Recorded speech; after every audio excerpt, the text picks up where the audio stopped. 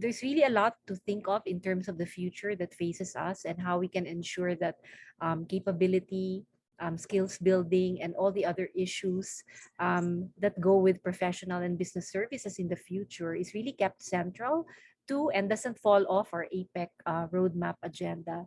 And the takeaways from today's dialogue will be crucial in the development of our ABAC services trade policy recommendations and guidelines, hopefully to strengthen institutionalizing upskilling initiatives in the service sectors, and hopefully will further enhance our region's competitiveness.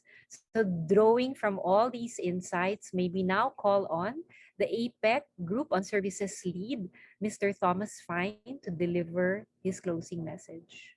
Over to you, Thomas. Thank you very much. And I first wanted to thank all of our speakers and our moderator for a very important discussion of the vital subject of ensuring the skills of workers in the services sector are ready for the future. This workshop was very well timed for the work we are doing in the APEC Group on Services and in other APEC groups as well.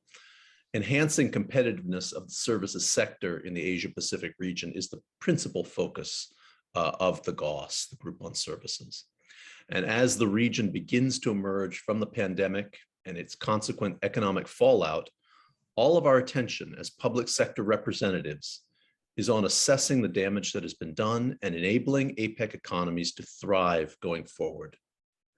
To this end, as economies in the APEC Group on Services build back from the unprecedented economic challenges of recent years, we look to stakeholders, including ABAC, for concrete, practical, and actionable recommendations.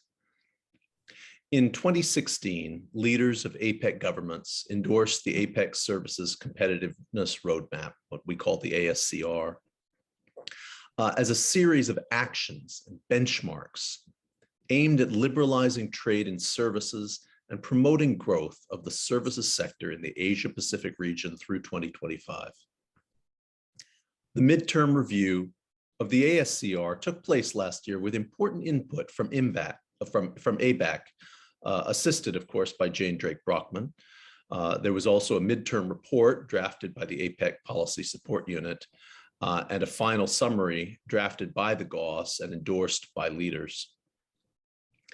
This review showed that although economies in the APEC region are making good progress by some measures, overall, we are not yet meeting the targets we set for ourselves for growth of the services sector by 2025.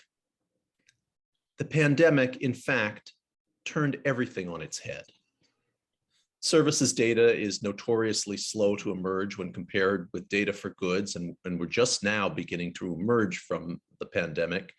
But as this data about services trade does emerge, the key takeaway is that the effects have been heterogeneous on every level.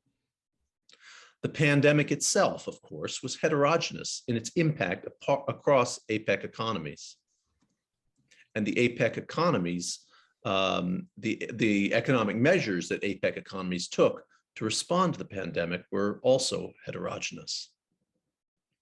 The consequent economic impact across APEC economies varies widely. And even across services sectors, the effect of moving to a largely virtual environment was very different, with some sectors, such as travel, suffering serious setbacks, while other sectors, and indeed some companies, actually thrived as they more easily transitioned to a digital supply of services. I highlight these effects because this is certain to become the crux of our priority in the APEC Group on Services as we move toward the conclusion of the roadmap in 2025. Of course, we cannot control the various ways that the pandemic hit our societies, just as we will not be able to control all of the future challenges that our societies will face, from future pandemics to the impending threat of climate change. What we can control is the flexibility with which we respond to those challenges. Heterogeneous challenges demand flexibility in responses. Governments must avoid unwise and brittle barriers to trade, but rather enable the flexibility of our service suppliers, workers, and consumers, enable the flexibility that our service suppliers, workers, and consumers require to make adjustments to their economic behavior in response to new challenges.